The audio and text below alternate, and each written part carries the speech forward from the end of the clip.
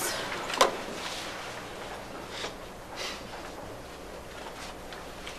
Thank you. Roll call, please.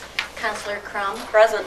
Counselor Matthews. Present. Counselor Coats. Here. Counselor Chamberlain. Here. Counselor Allen. Here. Counselor Sturts. Here. All members are present. Mayor Shaw is absent. We have a quorum. Okay, you've all had a chance to review the last meeting's minutes. Do I have a motion to approve? So moved. Second. Motion made by Counselor Allen and second by Counselor Sturts. Counselor Allen. Yes. Counselor Sturts. Yes. Counselor Chamberlain. Yes. Counselor Coats. Yes. Counselor Matthews. Yes. Counselor Crum. Yes. 6 yeas, 0 nays, motion carries. Is there anyone out there who wanted to talk to us about anything? What was this? I haven't heard any problem. Did you want to address us? Yes, I'd like to address May we have your name and address, please? Vance Jacobs. Mm-hmm. I'm on Burr Road, Okay. and I mentioned that for a reason. I would like to see the city have an ordinance that people who are jogging or walking or exercising has to wear a green, whatever the city workers has, because in the last 2 weeks, we came that close from hitting somebody on Burr Road. Backing out of Burr Road, nobody's careful on Burr Road because we have no sidewalks or anything. And I think it would be very much keep the police from having going out to a death or somebody backing over somebody, would be to have an ordinance that they need to wear green or whatever the city workers wear. I think that would be the answer. Vance, was this after dark? No, No, this was not after dark. No. Okay. no. The same way on D Street, there's no sidewalks, D Road, whatever you want to call it, and cars are passing and people are walking on the road. You just don't see them. That's it. You know, and I know I'm old, but even at that, I still see people, but it is very dangerous. We need to do something about it. Okay.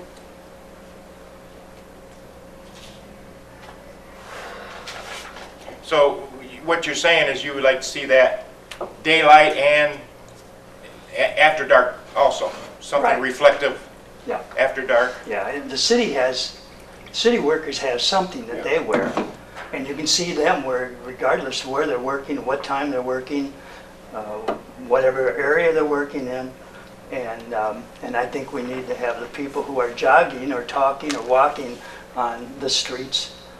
I'm not sure how many streets don't have sidewalks. They probably know, but I don't know. But I know Burr Road is very, very dangerous. Every day, it's a close call. And I'd like to have something addressed about it. Mm-hmm. We have ordinances on the books about, where people should walk. What's that now? We have ordinances on the books about where people should I- walk. But that doesn't solve your, It doesn't sound, Question. I think Burr Road, am I right? Burr Road's probably the only problem that you don't solve. it's the one that we've heard about. I've never ran around the rest of the city to look and see if we got sidewalks or how they're walking there. I'm only concerned about really Burr Road. Anything that we would put into place like you're suggesting would have to apply to everyone. It couldn't apply just to Burr That'd Road, be- correct? That'd be great for me. It's all right, yeah. Do you It see a should- lot of- Actually, it really should be. Do you see a lot of it out there? Is there an awful lot of people walking and running? I would say that we have the average of 3 or 4 a day. Most generally it's in the morning, but like when I'm headed for work, 7, 8 o'clock in the morning. I don't know about in the afternoon because I'm not there. Sometimes in the I think we evening. probably have more than that. I live on Burr Road as well, and I Right. think we have seen more people utilize Burr Road just because since they've taken the school out, it's, it's one end, dead ends into Orth Road or County Road D, and the other one into Superior Street. So I think it's a pretty rural road, but I think a lot of people use that for jogging and their strollers and things like that. I would just guess we have at least 3 to 4 a day. Mhm. Would you? Yeah, I would agree with that. And that maybe doesn't sound like much, but it is if we kill somebody, or if we back over somebody, we aim somebody. It wouldn't be good. And you know, we're only talking about $2, $3 for a shirt, or $5, or whatever it would be.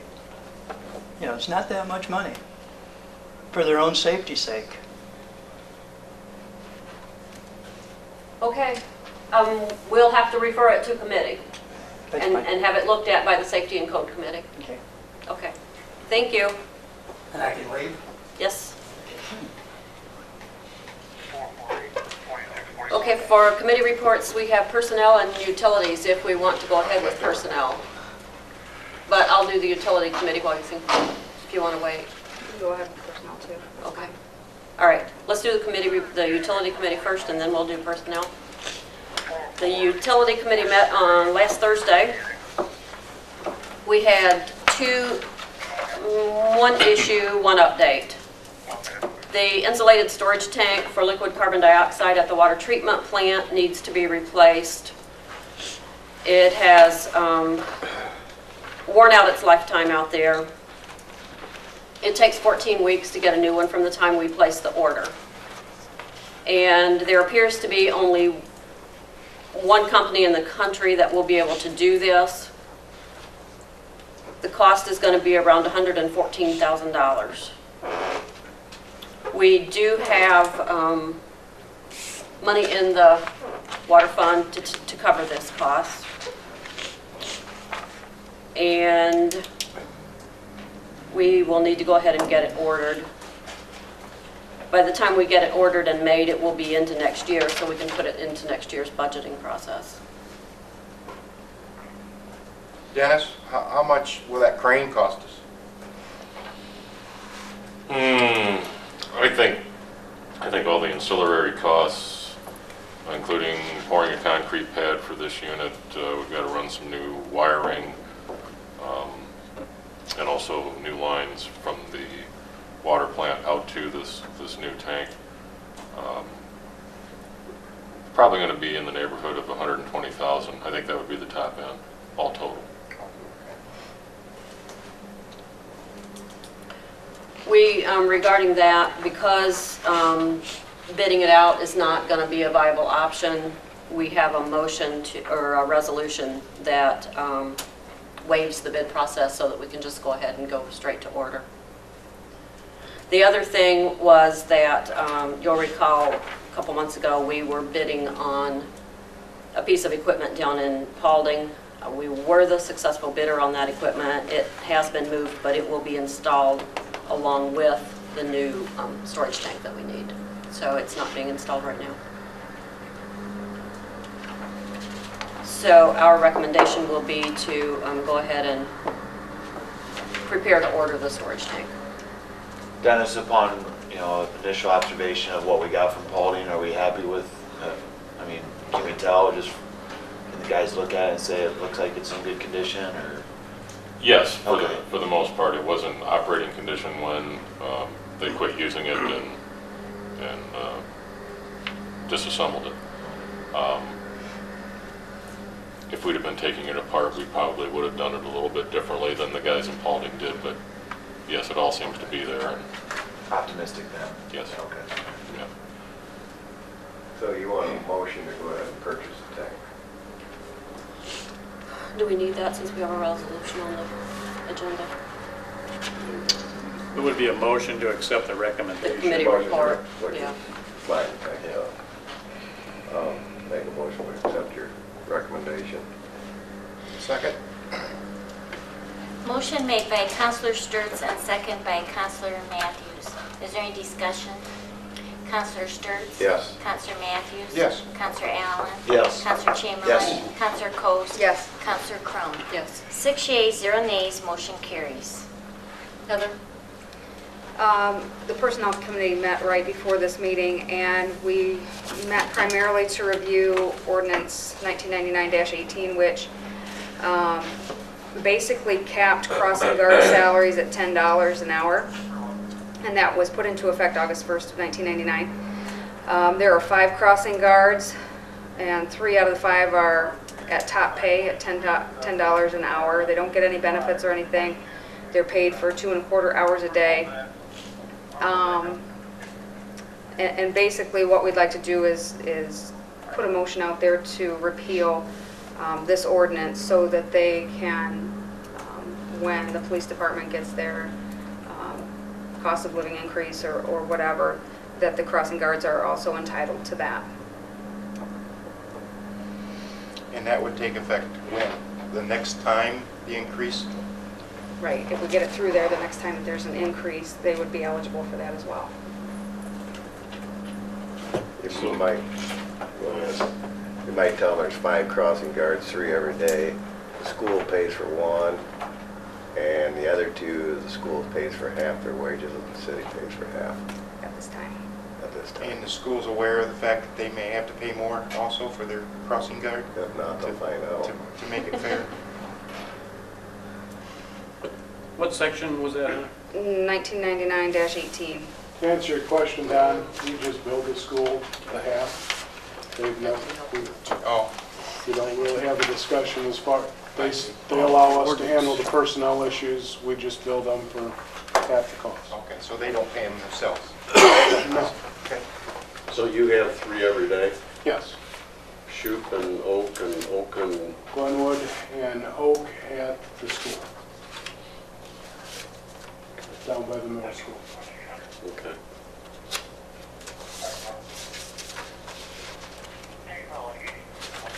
So Heather, the motion is to just repeal the ordinance completely, so there's no cap at all, or as opposed to revising it?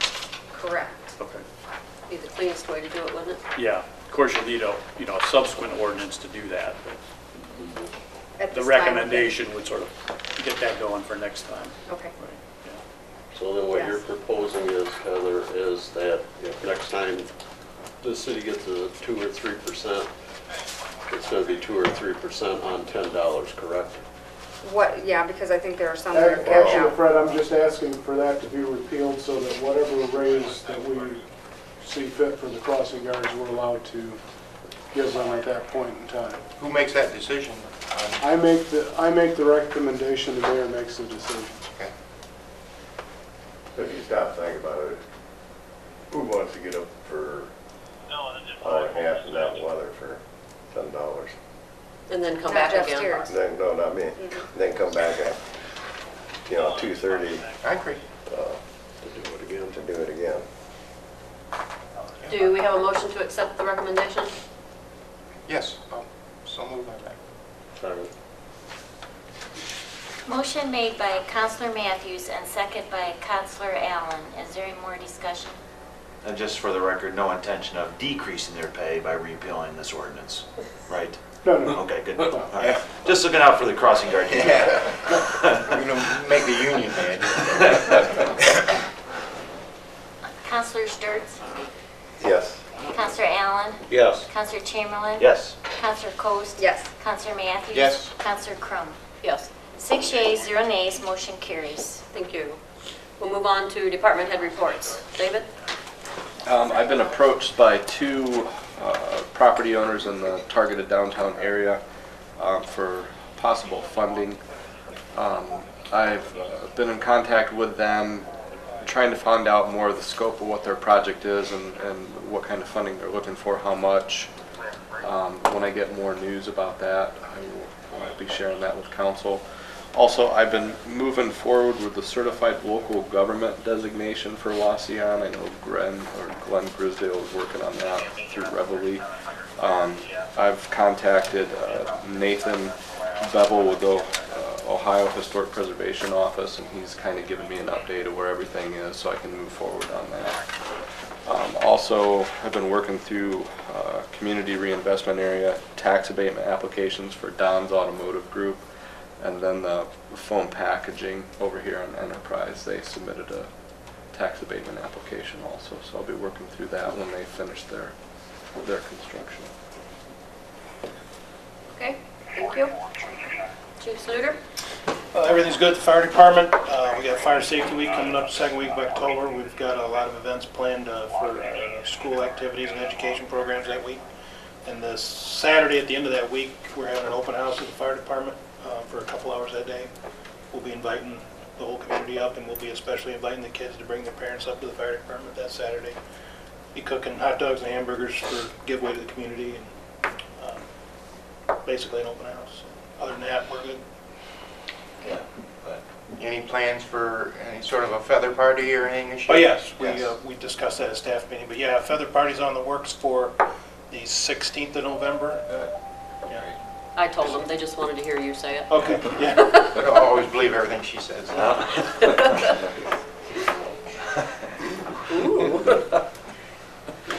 Okay, Chief Tarbett.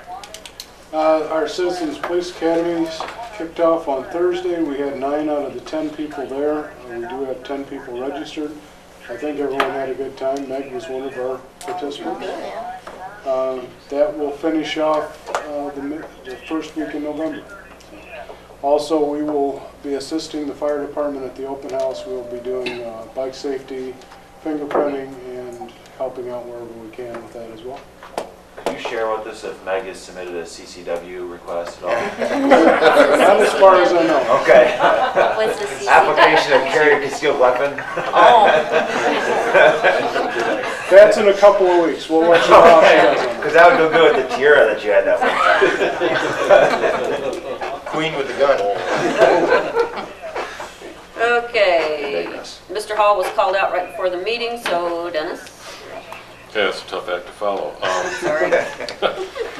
I need to call council's attention to one other item on the agenda. We did a good job of covering the resolution declaring an emergency for the CO2 tank.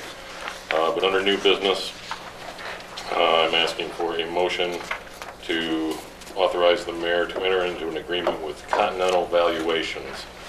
This is a company from Perrysburg, and what this has to do with the Linfoot Street project. ODOT requires us to hire a separate firm who is on their pre-qualification list to do real estate transactions and what have you, to review the appraisals that O.R. Cullen is already going to do for us. They have to review and approve or suggest modifications. Anyway, the short end of the story is that it's an ODOT requirement that we hire somebody else. And these folks are on their pre-qualified list. They come recommended by former clients and by our consultants.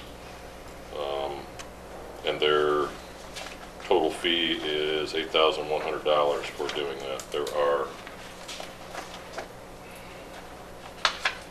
18 to 22, something like that, different appraisals that they'll have to review and certify.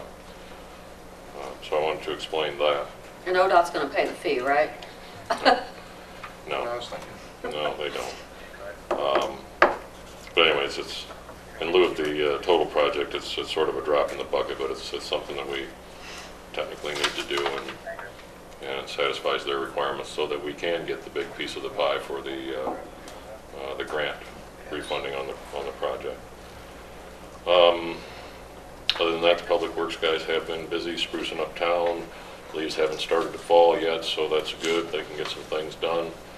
The airport highway sanitary sewer extension will probably physically begin a week from today. We're hopeful.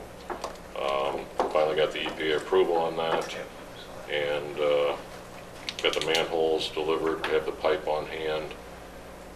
We are in the process of procuring a bigger trench box than the one we own because of the depth and so on of this sewer. We need a bigger one, and as soon as that gets on site, we can begin. So probably a week from today. Thank you. Good. Okay, Jamie. I also needed to call your attention to Resolution 2013-28. This was read first time last meeting, and I am requesting to declare it an emergency just for scheduling purposes. If we waited until the third reading, we wouldn't be able to submit the application and actually schedule the appraisal services, which probably then would not happen until after the first of the year. So in order to get it approved and scheduled and done by the end of 2012, I'm asking to declare an emergency. Also this week, we should be getting in a credit card swiper and training for Robin in order to take credit card payments at the water window for utility payments, income tax, and also zoning permits. We can take them for all 3 departments. And that's all I have. There's gonna be a conveyance fee, okay, with that transaction. Okay? Tom? I would take just a moment of my report time just to call your attention or make a comment on the Resolution 2013-29, which is the CO2 tank, and then the other resolution dealing with actually I guess it's an ordinance on the 505-17-957, which is 2013-8. With respect to the resolution, I guess we've already indicated that and I just want to emphasize that there's 2 emergency aspects to this resolution. The first has to do with the standard emergency procedure by which you decide to waive the 3 readings. But the other portion of it, which is a little bit different than what we normally do, is the declaration of a real and present emergency with respect to the operation of the Department of Public Service to get something done that really needs to get done, because it wouldn't make any sense to wait for bids. It would be counterproductive to the city. So we don't, that's a rare exception that we rely on that, but that is a separate exception from an emergency basis than the regular emergency basis. And I think it's been explained why that's necessary. And then as council I think already knows, with respect to the ordinance, the motion would be necessary to amend that ordinance to include the penalty provision at the very end of the copy that you have, which wasn't on the original one from last week, and I think council requested that. So just want to point out that that's the only difference with that version that was read last week. Okay. That's enough? Nothing you're working on that we need to know about? Well, I did some research on city's liability for dead trees today, and I'm happy to talk about that when We'll get council to is that. prepared to talk about Okay. that. And also, I've been informed again by Ed Snyder from the railroad folks that the deed is coming definitely on the rails to trail right away this week. So Okay, and we'll believe it when we see it. yeah. And he did say thank you very much on behalf of the organization for the very nice job that the city has done this past summer, keeping up that portion that we will be accepting title to. Okay, thank you. So we'll move on to first reading. Resolution 2013-29, declaring a real and present emergency arising in connection with the operation and maintenance of the Department of Public Service, authorizing the purchase of certain equipment and services without bid and declaring an emergency. Motion to suspend the rules and declare an emergency on Resolution 2013-29. Second. Motion made by Councilor Chamberlain and second by Councilor Allen. Is there any discussion? Councilor Chamberlain? Yes. Councilor Allen? Yes. Councilor Sturts? Yes. Councilor Coast? Yes. Councilor Matthews? Yes. Councilor Crum? Yes. 6 yeas, 0 nays, motion carries. Final passage. Second? Motion made by Councilor Coast and second by Councilor Matthews. Councilor Coast? Yes. Councilor Matthews? Yes. Councilor Chamberlain? Yes. Councilor Allen? Yes. Councilor Sturts? Yes. Councilor Crum? Yes. 6 yeas, 0 nays, resolution 2013-29 passes on emergency and is now in effect. And for second reading, we have ordinance 2013-7, amending the codified ordinances of the City of Wauseon to add section 719 sweepstakes internet cafe to part 7 business regulation code. Second reading. Second? Motion made by Councilor Sturts and second by Councilor Matthews. Is there any discussion? Councilor Sturts? Yes. Councilor Matthews? Yes. Councilor Allen? Yes. Councilor Chamberlain? Jumps him up. Yes. Councilor Coast? Yes. Councilor Seat Crum? up there. Yes. 6 yeas, 0 nays, ordinance 2013-7 passes on second reading. Also for second reading, ordinance 2013-8, amending sections 505.17 and 957 of the codified ordinances of the City of Wauseon regarding park rules. And first, we need a motion to amend ordinance 2013-8 as presented to change the penalty provisions. I make a motion to amend the original ordinance to reflect the change in penalty provisions. Second. Motion made by Counselor Chamberlain and second by Counselor Sturts. Is there any discussion? Counselor Chamberlain? Yes. Counselor Sturts? Yes. Counselor Allen? Yes. Counselor Coast? Yes. Counselor Matthews? Yes. Counselor Crum? Yes. 6 yeas, 0 nays, motion carries. Second reading. Second. Motion made by Counselor Matthews and second by Counselor Chamberlain. Counselor Matthews? Yes. Counselor Chamberlain? Yes. Counselor Sturts? Yes. Counselor Allen? Yes. Counselor Coast? Yes. Counselor Crum? Yes. 6 yeas, 0 nays, ordinance 2013-8 passes on second reading. Also on second reading, Resolution 2013-28, authorizing the mayor to enter into an appraisal agreement with Industrial Appraisal Company for an appraisal of the city's property and declaring an emergency. Motion to suspend the rules. Second. Motion made by Counselor Allen and second by Counselor Sturts. Is there any discussion? Counselor Allen? Yes. Counselor Sturts? Yes. Counselor Chamberlain? Yes. Counselor Coast? Yes. Counselor Matthews? Yes. Counselor Crum? Yes. 6 yeas, 0 nays, motion carries. Final passage. And I'll second that. Thank you, Don. Motion Okay. made by Counselor Chamberlain and second by Counselor Matthews. Counselor Chamberlain? Yes. Counselor Matthews? Yes. Counselor Sturts? Yes. Counselor Allen? Yes. Counselor Coast? Yes. Counselor Crum? Yes. 6 yeas, 0 nays, resolution 2013-28 passes on emergency and is now in effect. We have nothing for third reading, so under new business, we have a motion to authorize the mayor or his designee to enter into an agreement with Continental Valuations for appraisal review services on the Linfoot Street Improvement Project pursuant to the proposal on file in the office of the Clerk of Council. Make a motion. Second. Motion made by Counselor Allen and second by Counselor Sturts. Is there any discussion? With that being said, Dennis, how close are we for Linfoot besides 2014? No closer than that. Okay. I mean, we probably all get asked this question. Linfoot is the most common question. Is it 2015 or 2014 that was a project? It's actually 2015, but ODOT's fiscal year, the state's fiscal year, begins and ends in July. Okay. So All right. it could be sooner than physically Okay. 2015. Sooner's a good thing. Yes, It it should is. be done by 2018. Yeah, I would say I can personally testify that Shane is Yes. fined every day at Rotary Club. Every when Wednesday that I'm paying question for that comes up, project. Every Wednesday. I'm trying to get more city council members a member of Rotary, so I share the wealth. Can we change that to 2024? Oh, it doesn't matter what it is. Every Wednesday. What about Tom? He's in there too. Yeah. Counselor Allen? Oh, whenever Tom's at the meeting, he doesn't bring money with him. Okay, so he's going to ask for a pay raise here eventually. Now that you mention it. Go ahead, man. Counselor Allen? Yes. Counselor Chamberlain? Yes. Counselor Sturts? Yes. Counselor Coast? Yes. Counselor Matthews? Yes. Counselor Crum? Yes. 6 yeas, 0 nays, motion carries.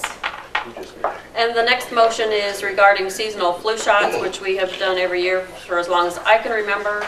A motion to authorize seasonal flu shots for any employee, city council member, and mayor who request a flu shot or flu mist, and that be deducted from the personal benefits account for those participating.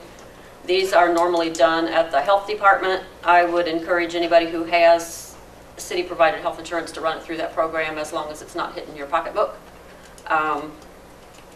And encourage anybody to go ahead and get it.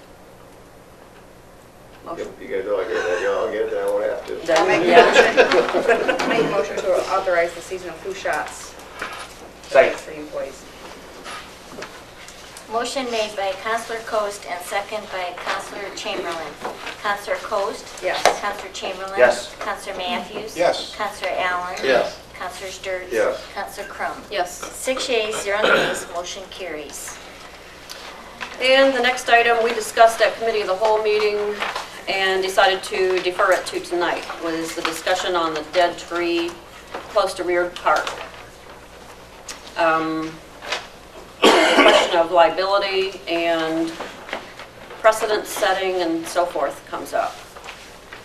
I'm going to ask our law director to bring us up to date. Well, on the issue of legal liability, the status of the law, as I understand it, and I think it's pretty clear, is as follows. Prior to 2003, if the city owned a tree on public property and knew or should have known that the tree was suspect of falling or was a potential hazard near a public highway, the city would potentially have some exposure to liability. That only applied if the tree was on public property. So I think this tree not being on public property at this point at least, even under the 2003 treatment of the issue, the city would not have any liability for any damages that might occur if the tree fell, hit some driver passing by on the street. In 2003, the Ohio legislature amended the relevant sections which have actually to do with the city's immunity from liability. But the legislature amended the sections to give cities and municipalities and other public subdivisions even more protection. And now the rule is essentially that there has to be something on the street actually physically present in order for that would cause some sort of damage to passersby in order for the city to have any exposure to liability. So even if there's a tree hanging low that's obstructing someone's view, a recent case in 2010, I think, held that that was not considered to be an obstruction on the highway.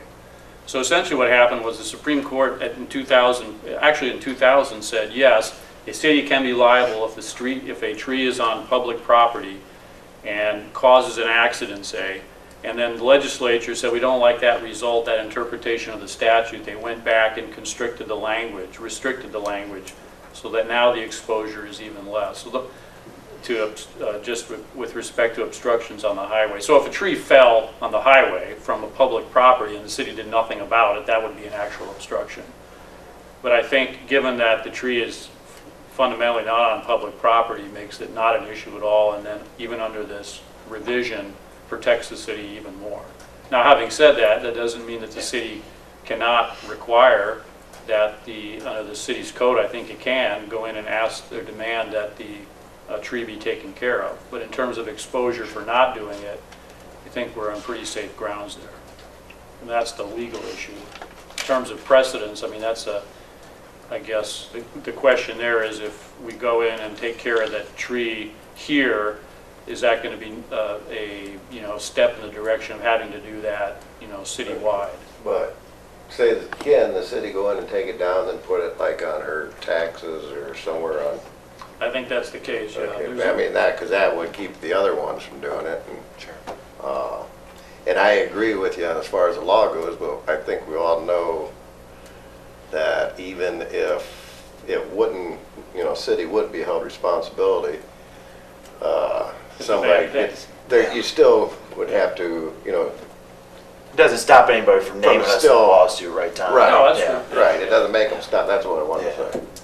So has this person been approached to take care of that tree? I believe so. I thought that there I was don't know some the answer discussion to that, yeah. I That do person not had that. believe so, no. You don't think I so? do not believe so. Not even from our zoning department? That I can't answer. Well, that's where I'm thinking it may have come from if it did. It didn't come from Tree Commission, because we Okay. have not I was thinking. sent her a letter. We sent letter to another individual recently, and that got handled. With this person, we have not, at least the Tree Commission has not sent that letter. I guess I think that would be a good first step. If we have not, to go ahead and contact the owner and just let them know what our concerns are. Well, and that was discussed in our last Tree Commission meeting, and the Tree Commission President, Jim Spees, knows this person and has a good relationship with her, and I believe that he said that he would, if asked, knock on her door and talk to her and see what she might say, and maybe try to help work things out with her, if that's what council would like, or we can just fire a letter. But as Jim said, and I agree, we want to keep it as professional as we can with her. Right. I mean, we don't want to try to think that we're forcing her hand or anything else. We're just going to try to see if we can work some things out first. And if she'll, allow someone on her property or whatever to help take care of it, then great, that's our first step. And we can go from there. That sounds logical. That's what I would say they should do then, is have the tree commission. Send her a letter, go talk to her and see, start there. I think a letter would be nice too. I mean, the Right. personal touch is nice, but the letter is, then we can. Well, Yeah, how about, we get we'll that send a paper letter trail. and then we'll do a follow-up. You got a paper trail. In Paper person. trail, right. How's But, that? I mean, understand, Letter and follow-up. in reading our code, understand that the city has the ability through its code to go on a private person's property and take down a tree that presents a risk to the public. So I really, not having spoken with Mr. Spees, I really feel bad to shift the burden of the city's business to a volunteer member of the tree commission. With all our paid staff that we have, I really would hope that somebody from our administration would make that bridge rather than a volunteer. But that's just my perspective. Well, I'd like to see a letter sent first, and then you're right, paid personnel can do it, but she might be more receptive if somebody she knows too. And maybe Jim could go talk to her, and then if there's nowhere, then proceed from there. I know there has been issues in the past with this individual with city employees. So, and then for some reason, Jim has gotten along well with her. And I mean, let's frame this correctly. I mean, this is a huge tree. yes, I mean, we're sitting here talking about a tree, and the community doesn't know what tree we're talking. This is a huge tree, and tonight's a good example. We dealt with a lot of quote-unquote emergencies tonight. Okay, but let's define emergency. Really, those aren't emergencies. This tree, as Mr. Spees has described, when it comes down, it's just going to come down, no wind-aided requirement. It's just going to fall, and it is a huge tree on one of our busiest, if not our busiest road in town. So this is a concern, not only from here, I think from the public as well. How many people walk up and down that road? How many people drive that road? So I don't really want to sit on this too long. I think we should act pretty promptly, and I hope, it's a ash tree. The emerald ash borer has killed it, mainly probably about 3 years ago. It's been dead. A lot of things that I've learned through the tree commission is when they die, they get extremely brittle. This tree is brittle. This tree is dead. It's the largest ash tree in Fulton County, and it's an award-winning tree at one time, is what Jim Spees said. This thing, you're right, Shane, this thing is huge. And it's scary when you drive down the street and look up at it, and you see it sitting so close to Shoup Avenue and knowing that it could fall. Now, there has been some conversation to the fact that it seems to be leaning more east than west, so it might fall east. However, I got some information from Herb Fry sitting back there in the audience right now. And Herb, if you'd like, you can explain to us about what you said to me about the tree still can fall over Shoup Avenue because of the root system. Would you explain that to us? Yeah, I think, any arborist would be foolish to say that it's going to fall east, even with prevailing winds. When the ash tree dies, the thing that supports a tree is the root system. And the root system is as dead as what the top of the tree is. So it's just teetering, waiting to fall. It's going to fall. We just don't know at what point. That's where I agree with Shane. Yeah, I'm tired of talking about this. I've talked about this. We've talked about it in our tree commission meeting for 2 years. 2 years. And we've talked about it amongst council. I was very pleased last Thursday morning when I brought it up again, and all of a sudden all 6 council members are all shaking their head, yes, it's time to get this thing done. So that's why we have it on the agenda tonight. So, Is there any way that tree can be secured so that it does not fall one direction, and you can try to get it to, if it is going to go, it goes in a different direction? I mean, I know it's a huge tree, I'm not a tree person, but is there something that we can? I suppose you could cable it in one direction, but you'd have to have something really solid far end of it to keep it from falling toward Shoeback. Explain to her how big this tree is. Well, it's got to be at least 50 foot in the air right now, and some of it's been cut off. Right. And it's probably 3.5, 4 foot in diameter.